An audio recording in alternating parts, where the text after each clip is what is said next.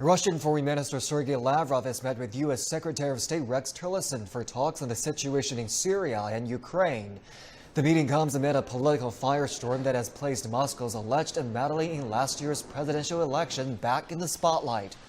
President Donald Trump on Tuesday fired FBI Chief James Comey, who was leading a wide-ranging probe into whether Trump aides colluded with Russian officials to sway last year's election. After talks with Tillerson, Lavrov will head to the White House to meet Trump, an unusual Oval Office welcome for a foreign minister. This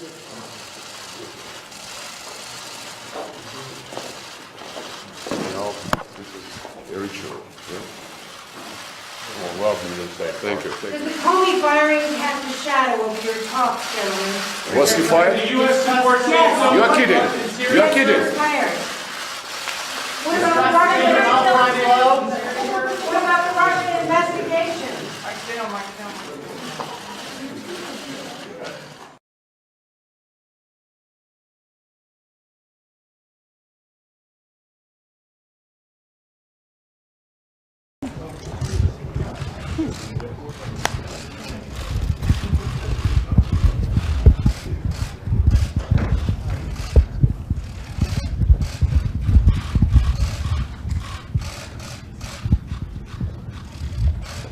Everybody knows Dr. Kissinger, and we're right now talking about Russia and various other matters. We're talking about Syria, and I think that we're going to do very well with respect to Syria. I think things are happening that are really, really, really positive. We're going to stop the killing and the death. We had a very, very good meeting with Mr. Lavrov, and it was I thought it was very, very good. What we want to do is we want to see the killing, the horrible killing in Syria stop as soon as possible, and everybody's working toward that end. But it's an honor to have Henry Kissinger with us. He's been a friend of mine for a long time. And thank you very much for being here. Appreciate it. Why did you fire Director Comey? Why did you fire Director Comey?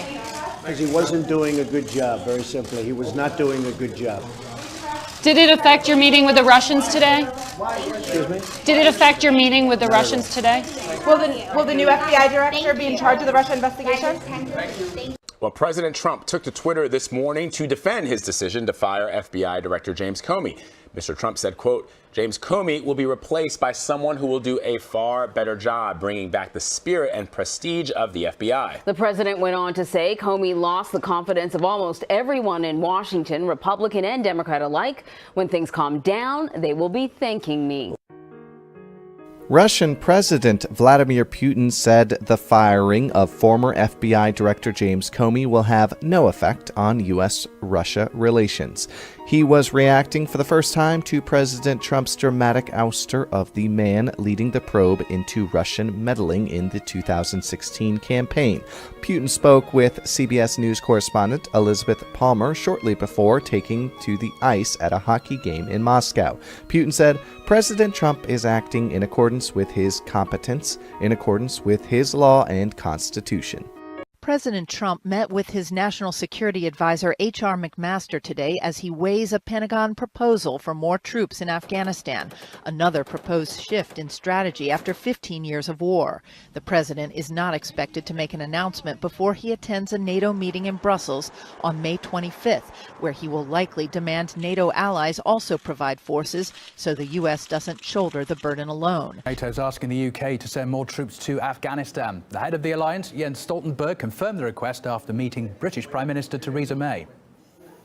We are now looking into the request and we will make decisions within weeks on the total troop numbers and the composition of the force we have in Afghanistan. So this meeting was held this morning at Downing Street between Jens Stoltenberg and Prime Minister Theresa May, and we understand that he asked her if she would consider sending more British troops to Afghanistan. He refused to divulge the number that he was asking for specifically from the UK, but he said that altogether across NATO's allies, he's asking for around about 2,000. He was very clear, though, Stoltenberg, that this is not about renewing fighting in the country. Let's hear him. Our combat mission ended in 2015. Since then, we have been focused on training, assisting and advising the Afghans. And they have actually proved very capable, very professional, and the Afghan forces have been able to take over responsibility for the security in Afghanistan themselves, and that's a big achievement. If we look at the numbers here, it's a pretty significant increase, actually. There are currently 13,000 NATO troops in total in Afghanistan, and this 2,000 would constitute a 15% increase. Just 500 of those troops currently there are British. Last year only, the UK was asked to contribute more troops there, and it sent an additional 50. Yesterday, also, the US told NATO that it was considering sending more troops to Afghanistan. They're talking about round about 3,000. This, of course, comes against a backdrop of a seriously deteriorating security situation in Afghanistan. Last week, 8 civilians were killed in a terrorist attack, a suicide attack on a NATO convoy in the capital city of Kabul. ISIL claimed that attack, and it was unprecedented. There was also another incident last week. 140 Afghan soldiers were killed in an attack on a military base in the north. That attack was, we understand, carried out by the Taliban, which of course is an established presence in the country. NATO is meeting, it's having a summit later on this month, and all will become a lot clearer after that summit. Of course, we're going to have an election here next month, and Jeremy Corbyn, the opposition leader, has already said that if he was Prime Minister, he would probably not agree to increase troop numbers in Afghanistan at all. America is to provide heavy military equipment to the US-allied Syrian Kurds as they prepare to retake the Islamic State stronghold of Raqqa. During the latest White House briefing, Press Secretary Sean Spicer confirmed the weapon shipment. I know that yesterday the President authorized the Department of Defense to equip Kurdish elements of the Syrian Democratic Forces as necessary to ensure a clear victory over ISIS in Raqqa, Syria. The SDF, partnered with enabling support from U.S. and coalition forces, are the only force on the ground that successfully seize Raqqa in the near future. We're keenly aware of the security concerns of our coalition partners in Turkey. We want to reassure the people and the government of Turkey that the U.S. is committed to preventing additional security risks and protecting our NATO ally. Turkey says a decision by the United States to supply arms and military equipment to the YPG, the Syrian branch of the PKK terror group, is unacceptable. US President Donald Trump approved supplying weapons to the YPG to help drive Daesh from its stronghold Raqqa. Turkey strongly opposes any support for the group. The Foreign Minister Mevlut Çavuşoğlu says every weapon obtained by the YPG is a threat to Turkey. We support the territorial integrity of Syria, its borders and stability. We must learn from the mistakes made in Iraq. We should watch our steps. The YPG and PKK are both terrorist organizations. There is no difference between them except their names, and all the weapons handed to them are a threat to Turkey. A British man has been convicted in Turkey on terrorism charges. On May 9th, Arnie Davis was found guilty of being a senior member of ISIS. He has been jailed for 7.5 years. Before the verdict was read, Davis denied the charges of being a member of a terrorist organisation. He told the judge that he went to Syria because, quote, there was oppression in my country. Davis was allegedly part of a 4-man group of Britons nicknamed the Beatles, which included executioner Jihadi John. Jihadi John controlled the kidnapping and torture of 2 British aid workers and 2 US journalists. In court, Davis admitted knowing the executioner, but he denied being part of the group. According to The Telegraph, Davis has already served a jail sentence in Britain for drug dealing and firearm possessions. Chancellor Merkel is looking to ban Turks living in Germany from voting in a Turkish referendum on reinstating the death penalty. We usually don't answer hypothetical questions, but this question is unfortunately not so hypothetical, as it is being discussed in Turkey. At a rally in Istanbul last year, Turkey's president said that if people desired the death penalty, the government would take note. The will of the people cannot be pushed to one side. This is your right. The death penalty may be discussed by the relevant institutions according to the Constitution, and a decision may be taken. A German journalist we heard from says there will be severe consequences if Merkel goes through with the ban. This would be a diplomatic scandal. That would be an international crisis if Angela Merkel would deny the right to vote for the referendum for death penalty. I mean, it could be the end of the Turkish-German relations.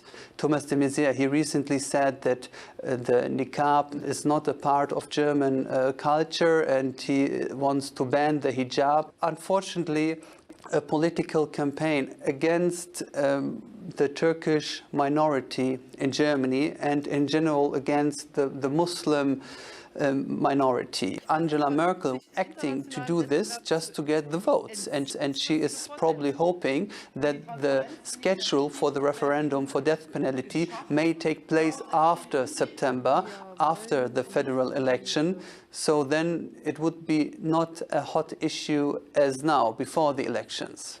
A further arrest has been made as part of an investigation into right-wing extremism in the German army. It is alleged the suspect was plotting to murder a senior public figure. The soldier, who has been named as 27-year-old Maximilian T, is suspected of targeting, among others, a former German president and also a justice minister. German authorities say there are 275 suspected right-wing extremists in the army, and some cases date back to 2011, but more than 50 people have been identified this year. Last month, 2 more arrests were made. With more now from Berlin, here's Nadira Tudor. The twist in this tale is that the German military have already arrested 2 other suspects to this alleged plot. 2 soldiers were arrested at the end of April, supposedly in cahoots with each other. One was a 28-year-old right-wing lieutenant named Franco A. His alleged intention was to carry out xenophobic attacks under the guise of a refugee. Also arrested at the same time was a 24-year-old student identified as Matthias F. Now, the scandal has led to a rift between Defence Minister and the country's top generals. The German army has an attitude problem, and it evidently has weak leadership on different levels. Her comments leave us bewildered and outraged. If the minister is truly serious about that, then she's massively damaging the army. German investigators found Nazi-era military memorabilia in the barracks, similar to that found in the garrison of one of the army officers who was arrested earlier. The General Inspector has ordered wider checks of barracks in search of Nazi memorabilia. Meanwhile, Nazi symbols are forbidden. Possession of regularly Wehrmacht items is not a crime in Germany, and that's important to note. This, of course, is a huge scandal for the German army, and these revelations must be a total embarrassment for such a prestigious organisation. And that embarrassment is unlikely to go away unless legitimate answers are given as to why these right-wing extremists were not identified earlier by relevant authorities and allowed to practice their extremist views within the organisation. Just hours after being handed a decisive victory, center-left candidate Moon Jae-in was sworn in on Wednesday. I do solemnly swear before the people that I will faithfully execute the duties of the President by observing the Constitution and defending the state. His victory caps a turbulent period in South Korean politics, which saw former President Park Geun-hye impeached and jailed for corruption. As her successor, he's vowed to fight the links between politicians and businesses. His center-left platform also marks a point of departure from nearly a decade of conservative rule. Moon has pledged to create more public sector jobs to fight unemployment, which stands at a record 10% for those under 30. The child of North Korean refugees, he favors closer ties with North Korea, a policy his supporters back. It's been a long time since South Korea and North Korea separated. We need a better relationship with the North and also with China. His call for dialogue with North Korea puts him at odds with the country's key ally, the United States, who has called for cracking down on North Korea's nuclear program. Moon has also opposed the American missile defense system, known as THAAD, that went into operation in South Korea last week. Another potential sticking point between the newly elected president and the U.S. 2 bombs exploded outside a supermarket in Pattani, Thailand, injuring more than 50 people, including children. The explosions went off near the Big C Supercenter on May 9th. Video obtained by Tyra TV shows the second bomb going off as people fled the first one. Asia News Network photos show billowing smoke and extensive damage to the supermarket and the surrounding parking lot. The United Nations Children's Agency UNICEF condemned the attack, saying it targeted an area where lots of children were present. Thomas Devin, UNICEF's Thailand representative, said, quote, "No child's life should ever be put at risk in this way." Monitoring group Deep South Watch says the separatist insurgency in southern Thailand has killed more than 6,500 people since 2004.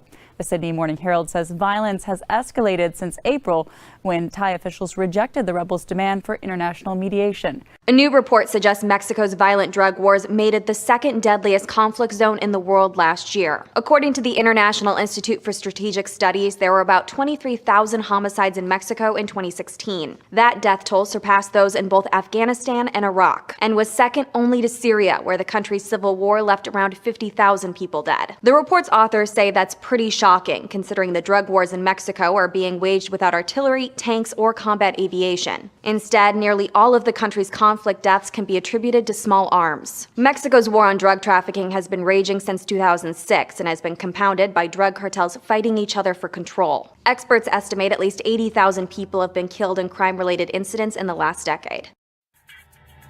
According to CBS New York, another grisly discovery was made in Central Park. Police found a body of a man wearing pants and shoes but no shirt in a pond near 59th Street and 5th Avenue around 7:30 a.m. Wednesday. This discovery came just one day after a maintenance worker discovered a decomposed body in Central Park's Jacqueline Kennedy Onassis Reservoir. That body was found before 1 p.m. Tuesday.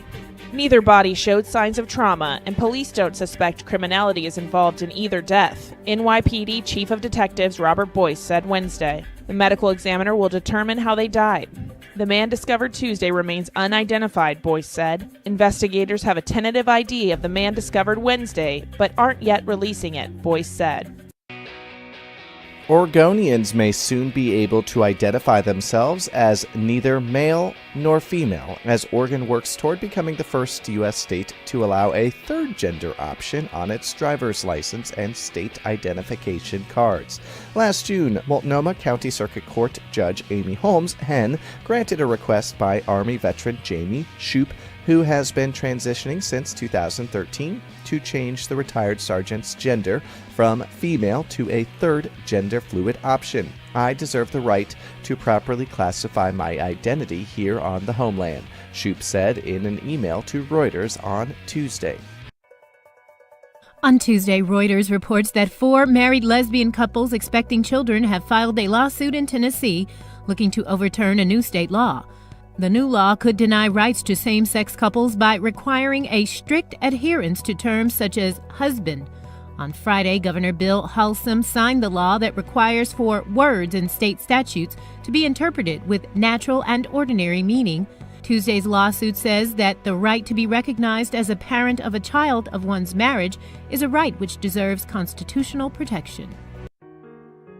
Puerto Rico will begin its bankruptcy proceedings on May 17th in San Juan, with a series of requests for managing the case, as the Commonwealth begins the process of restructuring its $70 billion debt. Puerto Rico's federally appointed Financial Oversight Board on May 3rd filed the debt restructuring petition under Title III of last year's U.S. Congressional Rescue Law known as PROMESA. While the initial filing was limited to obligations of the central government, it was still the largest ever U.S. municipal bankruptcy, dwarfing that of Detroit. South Africa, protests are continuing to wreak havoc in Johannesburg's southern townships for a second day. Protesters mobilized in the hard-hit Ennerdale neighborhood following similar unrest on Monday in the nearby Eldorado Park area. People have taken to the streets to demand better housing and improved access to government services. Demonstrations took a violent turn. Police fired rubber bullets and stun grenades at protesters who blocked roads and burned tires. Dozens of people were reportedly arrested for looting. For more on this story, let's cross to our correspondent in Johannesburg, Ashlyn Lang. Ashlyn, there have been reports that some people in these townships have been waiting for more than 30 years for social housing. What's the hold-up? Well, I mean, there are a number of factors that come into play. Firstly, when Nelson Mandela came to power at the end of apartheid in 1994, the expectations on the ANC were absolutely enormous. This was the Rainbow Nation, the land of milk and honey, and many people who had lived really terrible lives prior to the advent of democracy really expected things to change very quickly, and unfortunately it's been very hard to meet those expectations. However, what hasn't helped is that corruption in South Africa has been spiraling. There are two factors that come into it effectively. The first being that people will wait on a housing list and find they're routinely leapfrogged by others who have the resources to pay a bribe, or potentially know people within the local government who can move them higher up the list. Equally, tenders are handed out to companies that aren't really fit to construct new social housing. They will have either paid bribes or they'll have relatives who work within, or friends who work within the local government. And so, unfortunately, for those who don't have the resources to push their case, they end up at the bottom of the list. Digital currency Bitcoin hit a record high on Tuesday as demand for crypto assets soared with the creation of new tokens to raise funding for startups using blockchain technology. Blockchain, the underlying technology behind Bitcoin, is a financial ledger maintained by a network of computers that can track the movement of any asset without the need for a central regulator. So far this year, Bitcoin has surged nearly 80%. Bitcoin's market capitalization on Tuesday soared to $52.5 billion, according to data from CoinMarketCap.com. Aside from being an asset that can be traded on exchanges like stocks and bonds, Bitcoin has become a mode of payment for some retailers, such as Overstock.com, and a way to transfer funds without the need for a third party. According to CNET, American Green Machine is trying to create a smart vending machine that can get around the need for human scrutiny. It works by using a biometric sensor that can identify unique veins within the finger to verify that a person has an account set up with the company. Vein recognition uses infrared lights to view patterns underneath a person's palm, which are different even among identical twins. The security measure is meant to make sure that someone who isn't old enough to drink can't steal someone else's account and buy alcohol illegally.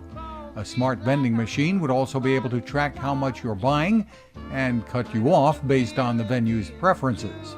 Russia announced plans last month to build a submarine larger than its Typhoon class, which is already the world's biggest nuclear-powered submarine. The United States is also deploying a new generation of subs, the Virginia class. The U.S. Navy commissioned the world's first nuclear submarine in the 1950s, and Don Daler is standing on it in Groton, Connecticut. That's close to one of the Navy's submarine bases. Don, good morning. Good morning. The Nautilus is actually the first nuclear-powered anything. And this ship was so far ahead of its time that there are parts of the ship that are still classified. Now, it is a museum. You can come visit, you can come tour it, but you can't tour the classified areas. She's moored next to a Navy base, as you mentioned. And you might remember back in February, there was a Russian spy ship lurking off the coast. What were they looking for? Well, perhaps they wanted to get a glimpse at the most efficient and advanced submarine squadron in the world. And we got to take a tour. Don't let the dolphins in this promotional video distract you. The Navy's newest, fastest, and quietest submarine is anything but playful. The Virginia-class submarines can launch Tomahawk cruise missiles, deploy a team of Navy SEALs from beneath the surface, and is among America's most lethal defense systems at sea. Submarines have come a long way since World War II. They have. Captain Brian Sitlow leads a squadron of submarines from the U.S. Navy base in Groton, Connecticut. The ocean more and more is becoming a very critical element of our national security and our ability to influence adversaries and ensure that our vital interests are protected throughout the world. And international waters are getting crowded. Here's a Russian sub getting a Royal Navy escort through the English Channel last week. Is the focus shifting somewhat, given China's and Russia's interest in submarine development? The focus is being more emphasized on controlling the world's oceans. 70% of the globe is ocean. Over 80% of the world's commerce flows across that ocean. The U.S. Navy now has 69 commissioned submarines. 13 of them are Virginia-class subs. But that number will eventually double. 2 are being built each year at a cost of $2 billion apiece. Do you think that that's money well spent for the American public? Absolutely do. Not only is it a price that we need to pay, it's a price we are paying, and the capability that those ships bring is really remarkable. It's a hunter-killer submarine. The Virginia-class submarines, according to those who command them, are also incredibly efficient. We are able to make our own water. We make our own oxygen. We have sustained fuel source in the nuclear reactor. We're entering into the control room. Commander Dan Reese of the USS New Mexico showed us America's most modern submarine. And gone, you'll notice, are the periscopes. Right. Upscope. So the days of John Wayne and upscope and he's got his arm hanging over, they're gone now. And they've been replaced. The entire periscope has been replaced by this joystick. The view can now be shared with everyone on board. So during major events, for instance, during our homecoming, we were sending the imagery from the scopes all the way into the crew's mess. So the sailors that were on watch there could see the families on the coastline as we came up the river. We're going to come to the left of 141. Back on base, sailors train with simulators. All I had full. And from landlocked control rooms. Inside this 40-foot tower filled with 80,000 gallons of water, future submariners prepare for a worst-case scenario, escape from a disabled vessel. You okay? I'm okay. The last time an operational submarine went down was in August of 2000. That's when all 118 aboard the Russian Navy Kursk died after a training exercise. Many believed it would cripple Russian resolve at sea. But their newest nuclear-powered submarine, the Kazan, was launched this March. Still, says Captain Brian Sidlow, no country carries the international influence of the United States Navy. The United States, through our submarine force, for nearly 100 years now, has gained and maintained a strong undersea advantage. $2 billion is a lot of money, but one of the reasons why it isn't more than that is the unique way that those ships are constructed. They're built in modular sections, which are then combined. By the way, they're also the only sub that has fly-by-wire technology, which means that computers and electronics control the sub rather than hydraulics. That means that on those long ocean voyages, the crews can actually put them in what's the equivalent of cruise control.